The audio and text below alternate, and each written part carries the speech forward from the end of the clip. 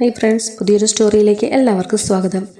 പൗലോസ് രാവിലെ കിച്ചണിൽ എത്തുമ്പോഴേക്കും അലീന ചായ ഉണ്ടാക്കി കഴിഞ്ഞിരുന്നു. അലീന ചായക്കപ്പുകൾ ട്രേയിൽ അടുക്കിയിട്ട് അയാളുടെ മുമ്പിൽ ചെന്നു. ചായ. പൗലോസ് അത് ഗൗനിച്ചുമില്ല. അവളുടെ നേർക്ക് നോക്കിയുമില്ല. പൗലോസ് ചേട്ടാ, ഒരു കപ്പ് ചായ എടുക്ക്, അലീന പറഞ്ഞു. എനിക്ക് വേണ്ട. അതെന്താ വേണ്ടാത്തത്? പൗലോസ് ചേട്ടൻ ചായ കുടിക്കുന്നത് ഞാൻ കണ്ടിട്ടുണ്ടല്ലോ. വേണ്ടെന്ന് പറഞ്ഞാൽ വേണ്ട. അയാൾ മുഖത്ത് നോക്കാതെ പിറുപിറുത്തു. ഇവിടെ നോക്കു പൗലോസ് ചേട്ടാ, എന്നോട് എന്തിനാ ഈ പിണക്കം? നമ്മൾ ഒന്നിച്ച് ഒരടുക്കളയിൽ നിന്ന് പണിയെടുക്കേണ്ടവരല്ലേ. അപ്പോൾ പിണങ്ങി നിന്നാൽ എങ്ങനാ? എനിക്ക് പൗലോസ് ചേട്ടനോട് ഒരു പിണക്കവും ഇല്ലല്ലോ. സഹകരിച്ചു മുന്നോട്ട് പോകുന്നതല്ലേ സന്തോഷം. അയാൾ ഒന്നും മിണ്ടാതെ ആ സോസ് പാനിൽ വെള്ളം പിടിച്ച് സ്റ്റൗവിൽ മേൽ വെച്ചു. അലീന ഒന്നും മിണ്ടാതെ ഒരു കപ്പ് ചായ എടുത്ത് അയാളുടെ മുമ്പിൽ സ്ലാബിൽ വെച്ച് കൊടുത്തിട്ട് ട്രേയുമായി പോയി. അവധക്കുട്ടിച്ചായനും ആൻ്റപ്പനും രാജപ്പനും ബൈജുവിനും അലീന തന്നെയാണ് ചായ കൊടുത്തത്. സ്റ്റാൻലി പുലർച്ചയ്ക്ക് എണീറ്റ് മോർണിംഗ് വാക്കിന് പോയിരുന്നു. അലീനയും ചായ കഴിച്ച് തിരികെ കിച്ചണിലെത്തിയപ്പോൾ പൗലോസ് ചായ കുടിച്ചിട്ടില്ലെന്ന് കണ്ടു. പൗലോസ് ചായപ്പൊടിയുടെ ടിന്നെടുത്ത് അതിൻ്റെ അടപ്പ് തുറക്കുന്നു. ഇതെന്തിനാ പൗലോസ് ചേട്ടാ? പൗലോസ് ഒന്നും മിണ്ടാതെ സ്പൂൺ ഉപയോഗിച്ച് ടിന്നുള്ളിൽ നിന്ന് ചായപ്പൊടി എടുത്ത് സോസ് പാനിലെ തിളച്ച വെള്ളത്തിലേക്ക് ഇടാൻ ഭാവിച്ചതും സ്പൂണിൽ ചെറിയൊരു പിടുത്തം വീണു. ഒരു തള്ളവിരലും ചൂണ്ടുവിരലും. ഞാൻ ചോദിച്ചു, പൗലോസ് ചേട്ടൻ കേട്ടില്ലായിരുന്നോ? പൊട്ടനൊന്നുമല്ലല്ലോ. ഒരു ചായ ഉണ്ടാക്കി കുടിക്കണമെന്ന് വെച്ചാൽ അതിനും അനുവാദം ചോദിക്കണം. പൗലോസ് ദേഷ്യം കടിച്ചു പിടിച്ച് ചോദിച്ചു. വേണം. ഞാനൊരു ചായ ഇട്ട് തന്നിരുന്നല്ലോ, കണ്ടില്ലായിരുന്നോ? എനിക്ക് മറ്റുള്ളവരുണ്ടാക്കുന്ന ചായ ഇഷ്ടമല്ല. വായ്ക്ക് രുചിയായിട്ട് കിട്ടുന്നെങ്കിൽ ഞാൻ തന്നെ സ്വന്തമായിട്ട് ചായ ഉണ്ടാക്കണം. ഇത്രയും കാലം അങ്ങനെയായിരുന്നു. ഇനി അത് നടപ്പില്ല. സ്വന്തം ഇഷ്ടത്തിന് ചായ കുടിക്കുന്നെങ്കിൽ പൗലോസ് ചേട്ടൻ സ്വന്തം വീട്ടിൽ പോയി കുടിച്ചോളണം. പൗലോസ് സ്പൂണിലുള്ള ചായപ്പൊടി തിരികെ ടിന്നിലേട്ടിട്ടു. മനസ്സിൽ ഒരു ശത്രുത്തെ വിചാരിച്ചുകൊണ്ടല്ല ഞാൻ ഈ കിച്ചണിലോട്ട് കയറി വന്നത്, അലീന പറഞ്ഞു. പൗലോസ് ചേട്ടൻ എങ്ങനെയാണ് ഇത്രയും രുചികരമായി ഭക്ഷണം ഉണ്ടാക്കുന്നതെന്ന് ചോദിച്ചു. കണ്ടുപഠിക്കാം. എനിക്കറിയാവുന്ന ചില കറിക്കൂട്ടുകളൊക്കെ പറഞ്ഞു തരാം. പൗലോസ് ചേട്ടനെ ജോലിയിൽ സഹായിക്കുകയും ചെയ്യാം. ഇത്രയും ഞാൻ ഉദ്ദേശിച്ചിട്ടുള്ളൂ. പക്ഷേ എൻ്റെ അടുത്ത് മത്സരിക്കാനാണെങ്കിൽ പൗലോസ് ചേട്ടൻ പെട്ടിയും കിടക്കയും ചുരുട്ടി വെച്ചു. 3 ദിവസം നോക്കും ഞാൻ പൗലോസ് ചേട്ടൻ്റെ മനോഭാവം എന്താണെന്ന്.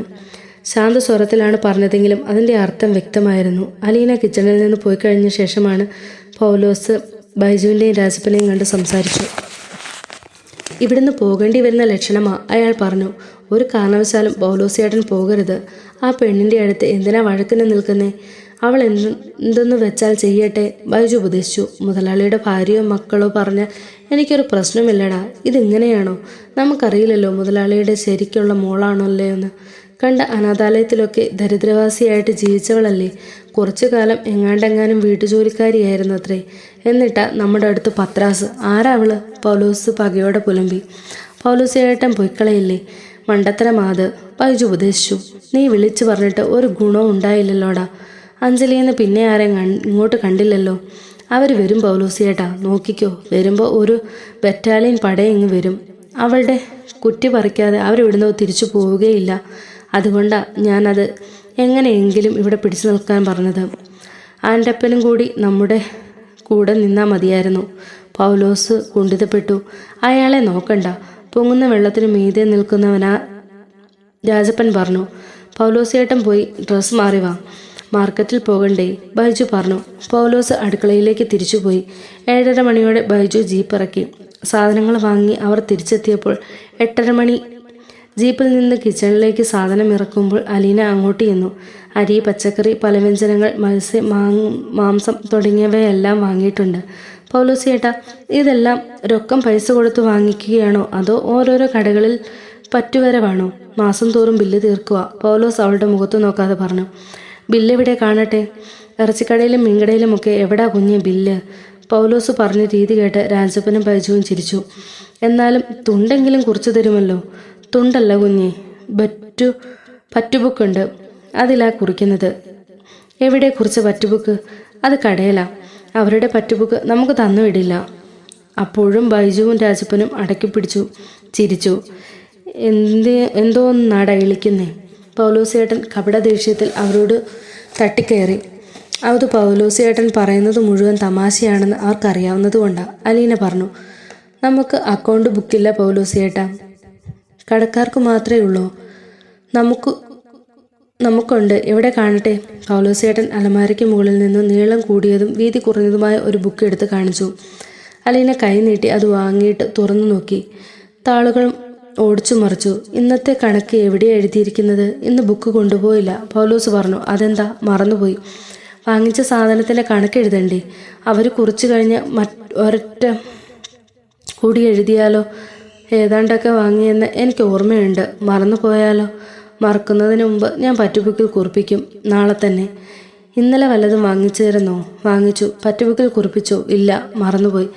എല്ലാം കൂടി ഒന്നിച്ച് കുറിപ്പിക്കാമെന്ന് വെച്ചു. ഇനി മേലിൽ പറ്റുബുക്കിൽ കുറിപ്പിക്കാതെ ഒരു മുട്ടിസൂചി പോലും വാങ്ങരുത്. മറന്നുപോയാൽ തിരിച്ചിവിടെ നിന്ന് എടുത്തുകൊണ്ട് പോയിക്കോളണം.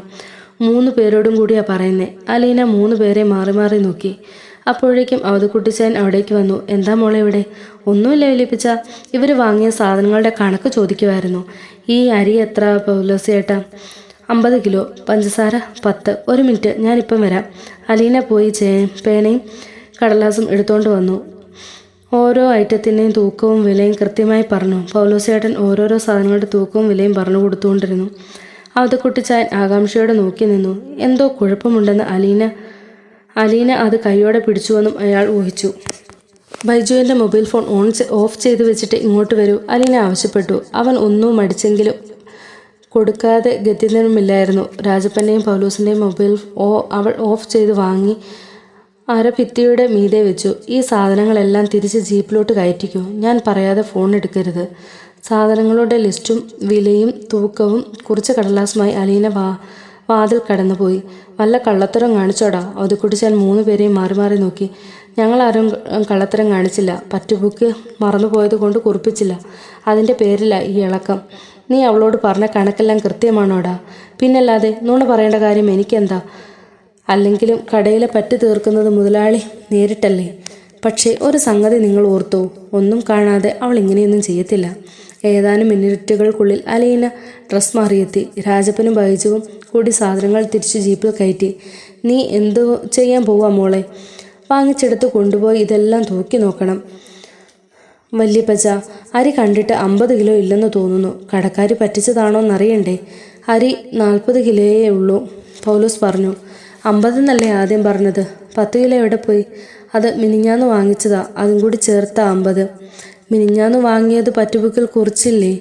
ഇല്ല, മറന്നുപോയി. അലീന പറ്റുബുക്കിൻ്റെ പേജുകൾ മറിച്ചു നോക്കി. പലവ്യഞ്ജനങ്ങളുടെ പേജുകൾ പൗലോസ് കാട്ടിക്കൊടുത്തു. അതിന് 2-3 ദിവസം മുമ്പ് 30 കിലോ അരി വാങ്ങിയിട്ടുണ്ടല്ലോ. പിന്നെന്തിനാ മിനിഞ്ഞാന്ന് 10 കിലോ വാങ്ങിയത്? അരി തീർന്നോ ഇല്ലയോന്ന് ഒരു സംശയം തോന്നിയിട്ട് വാങ്ങിയതാ, പൗലോസ് പറഞ്ഞു. അരി എവിടാ സൂക്ഷിക്കുന്നത്? കാണട്ടെ. പൗലോസ് വിളറി. കാണിച്ചു കൊടുക്കടാ. അത് കുട്ടിച്ചായന് ഹരം പിടിച്ചു. പൗലോസ് അലീനയ്ക്ക് അരി സൂക്ഷിക്കുന്ന വലിയ അലുമിനിയം കുട്ടകം കാട്ടിക്കൊടുത്തു. അതിൽ 4-5 കിലോ അരി മാത്രമേ ഉണ്ടായിരുന്നുള്ളൂ. 5 ദിവസത്തിനിടയിൽ 30ഉം 10ഉം ചേർത്ത് 40 കിലോ അരി വാങ്ങി. ഇനി 5 കിലോ ബാക്കി ഉണ്ടാവും. ബാക്കി 35 കിലോ അരി നമ്മൾ 7 പേർ 5 ദിവസം കൊണ്ട് തിന്നു തീർത്തോ? ഞാൻ 2 ദിവസം ഉപവാസമായിരുന്നു. വല്യപ്പൻ 2 നാൾ ഇവിടെ ഇല്ലായിരുന്നു. പിന്നെ ആരാ? ഈ പപ്പയാണോ ഇവിടുത്തെ ഭീമസേനൻ? പൗലോസ് വിളറി. മറുപടിയൊന്നും പറയാനില്ല. പൗലോസേട്ടൻ എന്താ മിണ്ടാത്തത്? അരി വാങ്ങിയിട്ടുള്ളത് ശരിയാ. ആരെങ്കിലും മോഷ്ടിച്ചോന്ന് അറിയത്തില്ല. നടന്നു എന്നറിഞ്ഞാൽ ആ വിവരം പപ്പയെ അറിയിക്കണ്ടേ? മോഷ്ടിച്ചതാണെന്ന് തീർച്ചയില്ലായിരുന്നോ? വീണെടുത്ത് കിടന്ന് ഉരുളല്ലേ പൗലോസിയേട്ടാ. കഴിഞ്ഞത് പോട്ടെ, നമുക്ക് മാർക്കറ്റിലൊന്ന് പോകാം. എന്താ മടിച്ചു നിൽക്കുന്നേ? ചെന്ന് ജീപ്പിലോട്ട് കയറടാ, അവധക്കുട്ടിച്ചായൻ കൽപ്പിച്ചു. പൗലോസ് ചെന്ന് ജീപ്പിൽ കയറി. രാജപ്പൻ ചേട്ടനും ബൈജുവും കൂടി കയറിക്കോ. ഫോൺ ഇവിടെ ഇരുന്നോട്ടെ. അത് കയ്യിലുണ്ടെങ്കിൽ ആരെങ്കിലുമൊക്കെ വിളിച്ച് മുന്നറിയിപ്പ് കൊടുക്കണമെന്ന് തോന്നും, അലീന പറഞ്ഞു. മോളെ, ഞാനും വരുന്നു, അവധക്കുട്ടിച്ചായൻ ഉത്സാഹത്തോടെ പറഞ്ഞു. അയാൾ മുറിയിൽ പോയി വേഗം ഷർട്ടും മുണ്ടും മാറി വന്നു. അലീനയെയും കൂട്ടി അവധക്കുട്ടിച്ചായനെയും കൂട്ടി കയറ്റിക്കൊണ്ട് ജീപ്പ് കുളത്തുപുഴ ടൗണിലേക്ക് പോയി. കട കാണിച്ചു തന്നാൽ മതി, ആരും വണ്ടിയിൽ നിന്ന് ഇറങ്ങേണ്ട, അലീന നിർദ്ദേശിച്ചു. അവൾ അവധക്കുട്ടിച്ചായനെയും കൂട്ടി കടയിലേക്ക് കയറിപ്പോയി. അവധക്കുട്ടിച്ചായൻ പറ്റുബുക്ക് കട മുതലാളിയെ ഏൽപ്പിച്ചു. ജോലിക്കാർ വന്ന് സാധനം മേടിച്ചപ്പം കുറിക്കാൻ വിട്ടുപോയി. ഒന്ന് കുറിച്ചേക്ക്. കടയുടമ അയാളുടെ അക്കൗണ്ട് ബുക്ക് എടുത്ത് നിവർത്തി അതിൽ കുറിച്ചിരുന്ന പകർത്തി എഴുതാൻ തുടങ്ങി. പറ്റുബുക്ക് തിരികെ കിട്ടിയപ്പോൾ അലീന ഒന്ന് പരിശോധിച്ചു. 55 കിലോ, പഞ്ചസാര 12 കിലോ, മൈദ 10 കിലോ, ആട്ട 10 കിലോ, വെളിച്ചെണ്ണ 7 കിലോ, ഇങ്ങനെയുള്ള നീളുന്ന ലിസ്റ്റ്. ഇതെല്ലാം ഇന്നേ ദിവസം വാങ്ങിച്ചതാണോ? അലീന ചോദിച്ചു. അതെ, കടയുടമ പറഞ്ഞു. പഴയത് വല്ലതും ഇന്ന് കുറിച്ചിട്ടുണ്ടോ? ഇവിടുത്തെ ബുക്കിൽ അന്നന്ന് തന്നെ കുറിക്കും. എന്തോ ഒരു സംശയം പോലെ. സംശയമുണ്ട്. അലീന കടയിൽ നിന്നിറക്കി ജീപ്പിനടുത്തേക്ക് പോയി. അതേതാ പെങ്കൊച്ച്? കടയുടമ അവധക്കുട്ടിച്ചായനോട് ചോദിച്ചു. അത് സ്റ്റാലിയുടെ മോളാ. കണ്ടിട്ടില്ലല്ലോ. എന്നെ കണ്ടിട്ടുണ്ടോ? പരിചയം തോന്നുന്നുണ്ട്, പക്ഷെ ഓർമ്മ കിട്ടുന്നില്ല. സ്റ്റാലിയുടെ അപ്പനാ. ബൈജുവും രാജപ്പനും പൗലോസും ചേർന്ന് അരിച്ചാക്കും മറ്റു സാധനങ്ങളും ജീപ്പിൽ നിന്നിറക്കി കടയിലേക്ക് കൊണ്ടുവരുന്നത് കണ്ട് കടയുടമ അന്തം വിട്ടു. തൂക്കം തെറ്റിയോന്ന് ഒരു സംശയം. ഒന്നുകൂടെ തൂക്കി നോക്കാൻ വേണ്ടിയാ. അവധക്കുട്ടിച്ചായൻ പറഞ്ഞു. ആദ്യം അരി തൂക്കി നോക്കി. 35 കിലോ. പഞ്ചസാര 8 കിലോ, മൈദ 7 കിലോ, ആട്ട 7 കിലോ, വെളിച്ചെണ്ണ 5 കിലോ. ഇതൊക്കെ എങ്ങനെയാ തൂക്കം കുറച്ചു പോയത്? പറ്റുബുക്കിലെ തൂക്കം ഒന്നുമില്ലല്ലോ. ഉടൻ കടയുടമ പൊട്ടിത്തെറിച്ചു. ഞാനിവിടെ കൃത്യമായിട്ട് തൂക്കി കൊടുത്തു വിട്ടതാ. തൂക്കം കുറഞ്ഞെങ്കിൽ അത് എൻ്റെ കുറ്റമല്ല. ഒന്നുകിൽ നിങ്ങളുടെ ജോലിക്കാർ അതിൽ നിന്ന് അടിച്ചു മാറ്റി കാണും, അല്ലെങ്കിൽ നിങ്ങൾ വീട്ടിൽ കൊണ്ടുപോയി കുടഞ്ഞിട്ട് കൊണ്ടുവന്നതായിരിക്കും. അങ്ങനത്തെ ചെറ്റത്തരമൊന്നും കാണിക്കാത്തവരാണല്ലോടോ ഞങ്ങൾ, അത് കുട്ടിച്ചായം പറഞ്ഞു.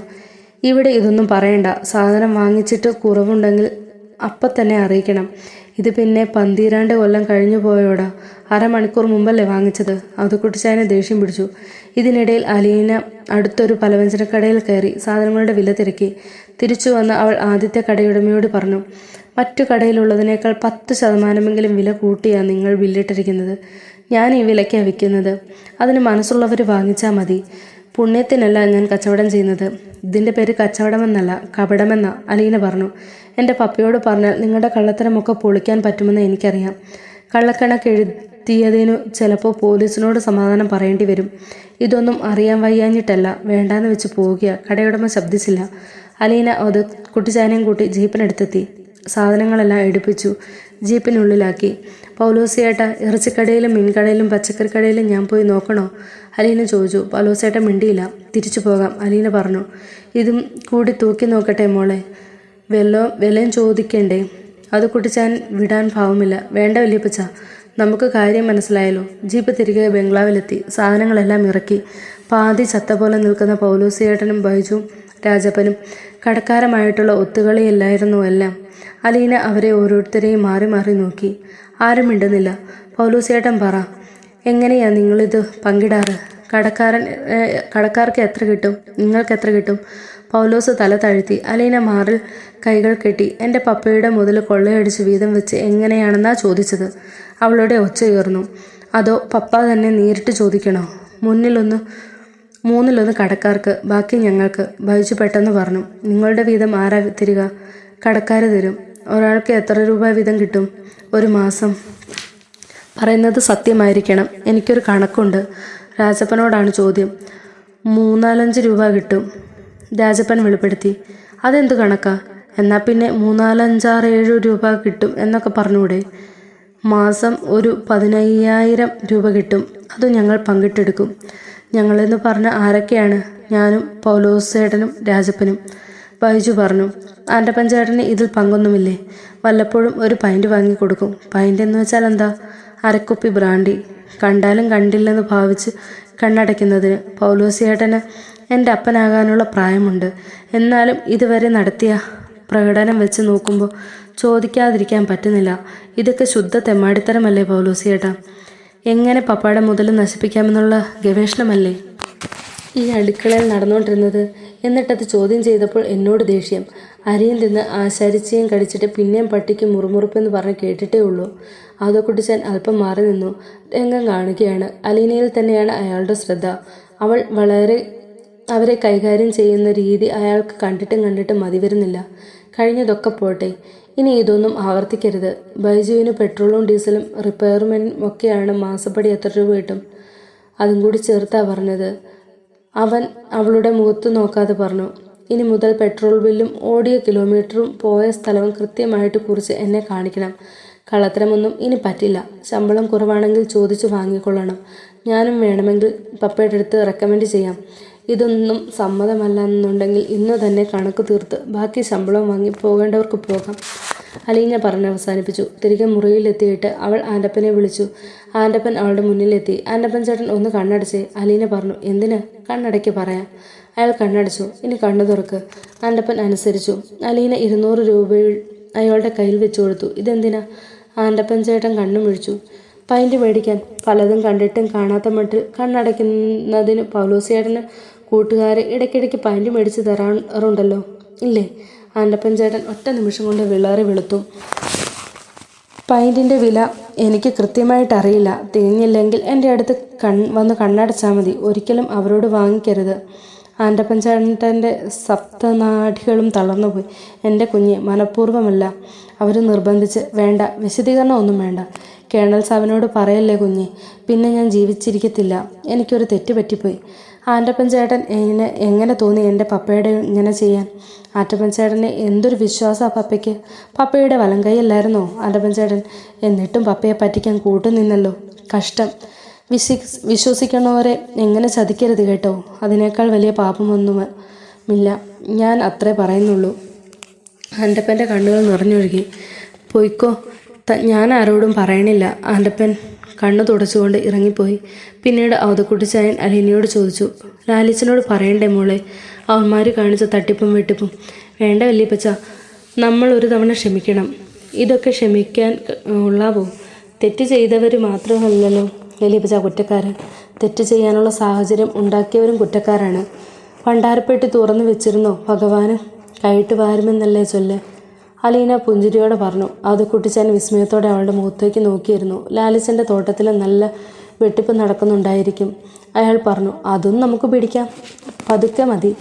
ആരെ നമ്മൾ ശത്രുക്കളാക്കരുത് വല്യപ്പച്ച. അവരെ കൂടി നമ്മുടെ കൂടെ ചേർക്കണം. അവതക്കുട്ടിച്ചാൻ വാത്സല്യത്തോടെ അവളുടെ നേർക്ക് തലയാട്ടി. പൗലോസ് ഇതിനകം തൻ്റെ ബാഗ് അടുക്കി സ്റ്റാൻലിയുടെ മുമ്പിലെത്തിയിരുന്നു. സ്റ്റാൻലി ആശ്ചര്യത്തോടെ അയാളെ നോക്കി. നീ പോകാൻ തന്നെ തീരുമാനിച്ചോ? പോവുകയല്ല മുതലാളി, വീട്ടിലൊന്ന് പോയിട്ട് വരാം. അതെന്താ ഇന്ന് തന്നെ പോകണമെന്ന് വെച്ചത്? വീട്ടിൽ പോയിട്ട് കുറേ നാളായി. ഇന്നലെ രാത്രി നിനക്ക് ബോധോദയമുണ്ടായോ?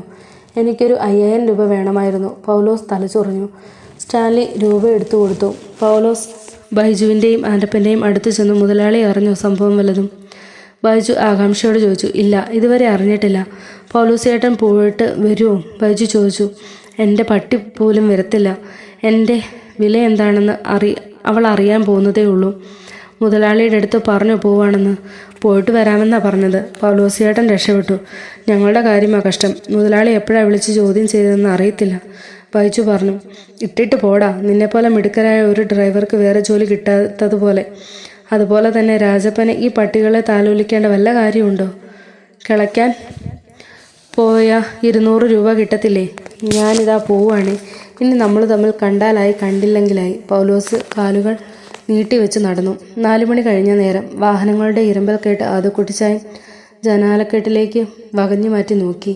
ആരാ വല്യപ്പച്ച? അലീന ഇസ്തിരി ഇടുന്നതിനിടയിൽ ചോദിച്ചു. കാണണമെങ്കിൽ ഇങ്ങോട്ട് വാ. അവതക്കുട്ടിച്ചായൻ കൈയാട്ടി വിളിച്ചു. അലീന ജനലരികിലേക്ക് എത്തി. അഴികൾക്കിടയിലൂടെ അവൾ കണ്ടു 3 കാറുകൾ, 2 ജീപ്പുകൾ, ഒരു ബൈക്ക്. മുറ്റത്ത് അവിടെ ഇവിടെയായി അവ വന്നു നിന്നു. വാഹനങ്ങളുടെ ഡോർ തുറന്ന് ഓരോരുത്തരായി ഇറങ്ങുകയാണ്. ഒരു കാറിൽ നിന്ന് ഒരു വൈദികൻ ഇറങ്ങി. അഞ്ചലിലെ വികാരിയച്ഛനെ അവതക്കുട്ടിച്ചായൻ പറഞ്ഞു. മറ്റേ 2 കാറുകളിലും വന്നിരിക്കുന്ന രാഷ്ട്രീയക്കാരാ. ആഹാ, റീത്താമ്മയും എൽസമ്മയും അവരുടെ ആങ്ങളമാരും ബന്ധുക്കളും പിള്ളേരും എല്ലാവരും ഉണ്ടല്ലോ. ഏതാ വല്യപ്പച്ച? എൽസമ്മ? അല്ല, എനിക്ക് ആകാംക്ഷയായി. കാണിച്ചു തരാം. തൽക്കാലം നീ ഈ മുറിയിൽ നിന്ന് പുറത്തേക്ക് ഇറങ്ങണ്ട കേട്ടോ. അവരെങ്ങാനും കൽപ്പിച്ചാ വരവ്. അവർ രണ്ടും കൽപ്പിച്ചാ വരവ്. അവതക്കുട്ടിച്ചായൻ മുറിയിൽ നിന്ന് ഇടനാഴിയിലേക്ക് ഇറങ്ങി വാതിൽ ചേർത്തടച്ചു.